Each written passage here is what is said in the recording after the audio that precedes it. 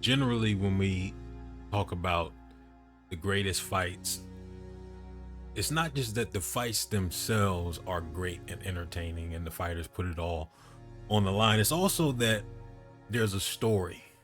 Most important, impactful things have a story, have a history behind them. Even though I'm not British, obviously, the history behind this was one thing. It was, you know, very fun to follow, very fun to learn, and just the obviously Eubank and Nigel, Chris Senior, they have their whole history, but also Chris Senior and his son, and then him showing up in the arena. There was so much that built up to this fight, and for it to not just deliver, go beyond delivery. I think the title of this is going to be something like the greatest live fight you'll ever see, or something like that. It's the greatest live fight I've seen, and it's not even close. I haven't seen a lot of live fights, to be fair, but I think even if you're older, I feel like if you're older, you got even more of an appreciation because you lived the history. It's definitely going to be fight of the year. I don't see how anything could supersede this. Just as a fight by itself, if you remove all of the narrative, normally I start off with an intro, but I'm just getting straight into it. I got no notes. I got no nothing. I'm gonna try and find some place where we're gonna do some analysis, but for right now, we're just talking. But just the fight by itself, without the history to build up, just two men, different styles, different issues. Eubank with the weight cut, which that was skill wise coming into this fight. I was like, I think Eubank is better, but Benn is so explosive and dangerous. And then when I saw Eubank with the weight cut, and he looked like he was getting resurrected from the dead, and he was melting like a wax figure, I was like, oh, he's about to get absolutely annihilated. And you know what? In those early rounds, he got hurt several times. The right hand from Connor was fast, and Eubank was getting caught up with. But then as the fight slowly started progressing in those middle rounds, 5, 6, 7, Eubank started to take over. Eubank started to establish his jab. Benn started to slow down. And ironically, I mean, you would think that the weight drain dude wouldn't want to make it an endurance fight, but that's where Eubank did the best when he was overwhelming Benn. The amount of heart shown in this fight is it's like Creed Rocky levels. This is it's just as a fight, it's so movie like. The ebbs, the flows, one person getting hurt, the next person getting hurt, people tiring, people coming back. Man, it's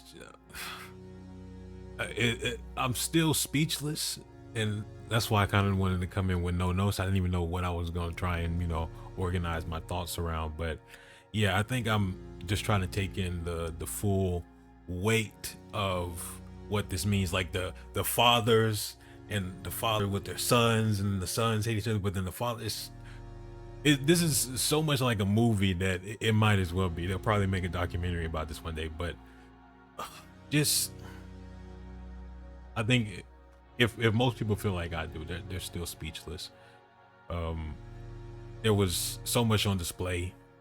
Obviously, heart. At one point, I'm pretty sure Eubank was about to pass out. This dude was just fighting off of fumes, off instinct, off spiritual energy, off heart, like just ridiculous. And then Benn was getting hurt, and he was against the ropes, but somehow he was still swinging back.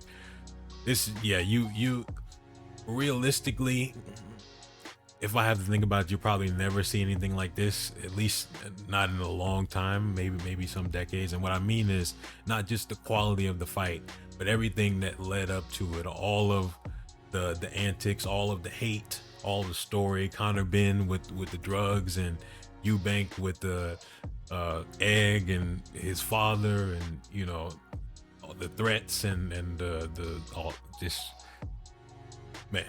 But yeah, I wanted to give an initial reaction, because if there's any fight that I've ever seen that deserves an initial reaction, it's this one. I'm still quite speechless, and I don't know necessarily what I want to analyze. I was in analysis mode in the first 6 rounds, but then after that, I was just watching. My jaw dropped so many times. Um, what a ridiculous fight. The drawn out entrances with like the long music, and he's like, Eubank was just standing there on the platform looking out for like 5 minutes. Just everything was theatrical, but in a way that made sense and that delivered. The fight was far better than I think anyone thought it was going to be. But those are the type of fights that take years off of your life. Eubank is, I don't know if he'll ever be the same. I do think he probably deserves a win, or it would have been a draw, but this is such a weird fight to score. It's probably the last thing I'll talk about before I try and figure out what I want to do some analysis on. But I'll probably come back to this fight in the future anyways. I don't even know. But yeah, I don't even know where I was going. Yeah, but yeah, Eubank he had more moments, and he had more control over more parts of the fight. But Conor Benn had the more impactful moments because he hurt him more often. That right hand was sneaking through, and the left hook in the exchanges. Man, Chris, I really thought Chris was gonna get put out at before the fight and at some points in the fight, but he never did. I'm surprised no one touched the canvas. I don't know how that's possible, but the heart, them fighting for their legacies, their families' legacies, for the dislike they have for each other or maybe had, and just everything. I don't know. Get down in the comments, tell me your thoughts about this fight, and get ready for the analysis. Notification bell on, hit the like button for me, help spread the science in the algorithm, because we're about to get scientific in probably 30 minutes to an hour. I will see y'all soon.